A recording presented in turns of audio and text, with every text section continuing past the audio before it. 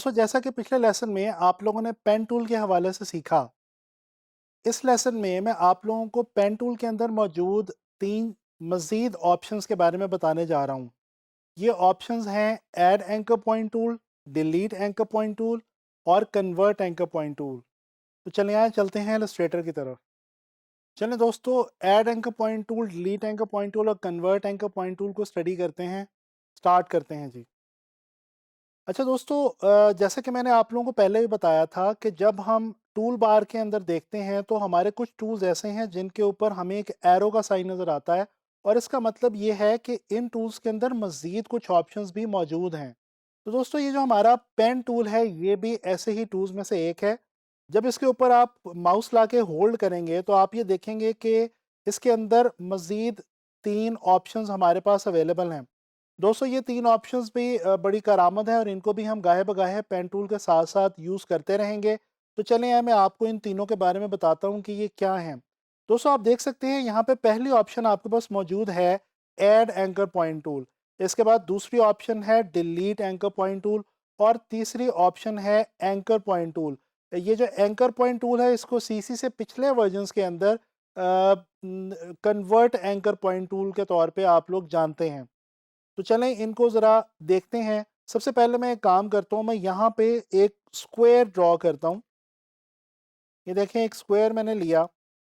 अब दोस्तों, मैं यहाँ पे आता हूँ, मेरे पास ये डिलीट एंकर पॉइंट टूल है, इससे मैं स्टार्ट करूँगा और आपको समझाना शुरू करूँगा।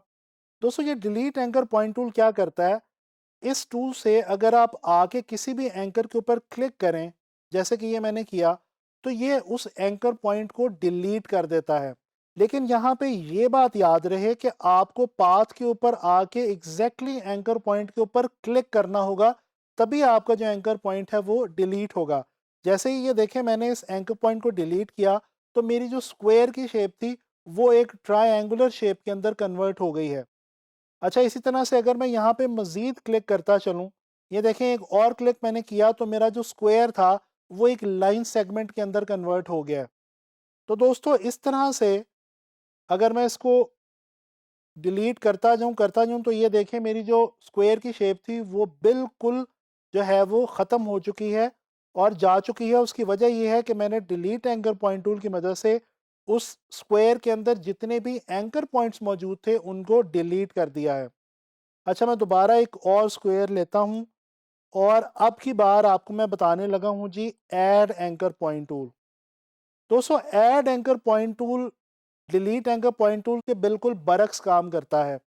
ये करता है कि आप अगर किसी भी पाथ के ऊपर जाके ऐड एंकर पॉइंट टूल से क्लिक करेंगे तो ये देखें, आपके सामने इस वक्त वाज़े है, मैं आपको जूम करके दिखा देता हूँ कि एक एंकर वहाँ पे ऐड हो जाएगी।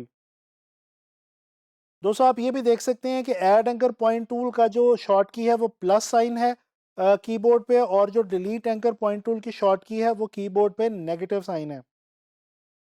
ये देखें, ये हमारे पास जितनी बार मैं इस पाथ के ऊपर क्लिक करता चला जाऊंगा उतने ही एंकर पॉइंट्स मेरे इस पाथ के ऊपर जो हैं वो ऐड होते चले जाएंगे। उसके बाद मैं डायरेक्ट सिलेक्शन टूल की मदद से इनमें से किसी भी एंकर पॉइंट को अपनी मर्जी से आके चेंज कर सकता हूं, और ये देखें, मेरी जो स्क्वायर की शेप थी ये चेंज होना शुरू हो गई है। अच्छा, तो ये तो थे ऐड एंकर पॉइंट टूल और डिलीट एंकर पॉइंट टूल। अब एक तीसरी ऑप्शन हमारे पास यहाँ पे मौजूद है एंकर पॉइंट टूल। दोस्तों, ये एंकर पॉइंट टूल ये करता है कि अगर हम किसी भी एंकर के ऊपर आके इसके साथ क्लिक करें और क्लिक करने के बाद इसको इसकी मदद से मूव करें, तो ये देखें, ये बेसिकली हमारे उस एंकर पॉइंट को कर्व में, यानी कि एक जो हमारे पास बिल्कुल एक पॉइंट मौजूद है, उस पॉइंट को, नोक को, कोने को, कॉर्नर को ये कर्व के अंदर तब्दील कर देता है। अब मैं दोबारा से यहाँ पे एक स्क्वायर ले रहा हूँ। ये मैंने स्क्वायर लिया। अब दोस्तों, मैं करता ये हूँ, आपको पता है कि स्क्वायर के अंदर इन चारों कॉर्नर्स के ऊपर एक एक एंकर पॉइंट मौजूद है। मैं ये करता हूँ कि मैं सबसे पहले आता हूँ ऐड एंकर पॉइंट टूल में और यहाँ पे इसके अपर सेंटर में एक एंकर पॉइंट को ऐड करता हूँ। अब इसके बाद मैं नीचे आता हूँ और एंकर पॉइंट टूल लेके इसको मैं अगर यहाँ पे ऐसे चेंज करूँ तो ये देखें, ये जो मेरी ऊपर वाली लाइन थी ये कर्व के अंदर चेंज हो गई है। इसी तरह से अगर मैं इसी एंकर को थोड़ा-सा ऊपर ले जाऊँ डायरेक्ट सिलेक्शन टूल की मदद से और अब मैं वापस आऊँ एंकर पॉइंट टूल पे और इसको मैं ऐसे थोड़ा-सा ड्रैग करूँ, तो ये देखें दोस्तों आपके सामने एक बहुत ही मज़े की सिंपल सी एक आर्च की जो शेप है वो आपके सामने क्रिएट हो गई है। तो इसी तरह से हम add anchor point tool, delete anchor point tool और जो कन्वर्ट एंकर पॉइंट टूल है, इसकी मदद से डिफरेंट शेप्स को जो है वो चेंज भी कर सकते हैं और क्रिएट भी कर सकते हैं। यहाँ पे मैं ड्रॉ करता हूँ दोस्तों पॉलीगॉन। इस शेप को मैं यहाँ पे डिलीट कर रहा हूँ और यहाँ पे मैं अब एक ड्रॉ कर रहा हूँ जी पॉलीगॉन। अब यहाँ पे मैं कन्वर्ट पॉइंट टूल को लेता हूँ और इसकी मदद से मैं यहाँ पे इसके जो लाइन सेगमेंट्स हैं, इनको मैं सेंटर से पकड़ के मूव करता हूँ।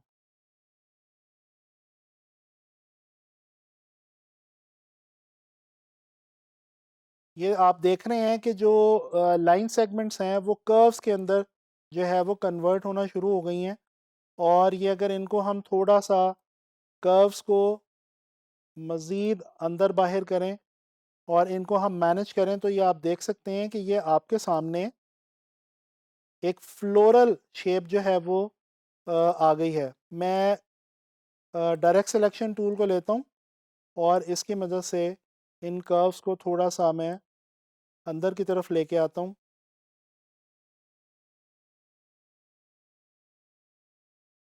ये देखें। तो ये आप देख सकते हैं कि आपके सामने एक जो जिस तरह से फ्लावर की पेटल्स होती हैं उस तरह की जो एक शेप है ये आपके सामने क्रिएट हो रही है। ये देखें। चलें जी। ये आपके सामने बन गया एक फ्लावर। तो दोस्तों इस तरह से आप लोगों ने देखा कि हम पेन टूल के अंदर मौजूद 3 ऑप्शंस यानी कि add anchor point tool, delete anchor point tool और कन्वर्ट एंकर पॉइंट टूल की मदद से भी बहुत सारी इंटरेस्टिंग शेप्स बना सकते हैं और शेप्स को बहुत ज़्यादा चेंज भी कर सकते हैं। दोस्तों आप लोगों ने देखा इस लेसन के अंदर हमने add anchor point tool, delete anchor point tool और कन्वर्ट एंकर पॉइंट टूल जैसी पेन टूल की एडिशनल ऑप्शंस को स्टडी किया। मैं उम्मीद करता हूं कि आप लोगों को ये तीनों टूल्स जो हैं ये समझ में आ गए होंगे और अब आप लोग इन टूल्स की मदद से ना सिर्फ नई शेप्स क्रिएट करेंगे बल्कि उनको चेंज करेंगे और आप लोगों ने अब इनकी प्रैक्टिस करनी है। आने वाले लेसन्स के अंदर हम पेन टूल की ही मदद से कुछ ऑब्जेक्ट्स को और कुछ कैरेक्टर्स को हम ट्रेस करना सीखेंगे।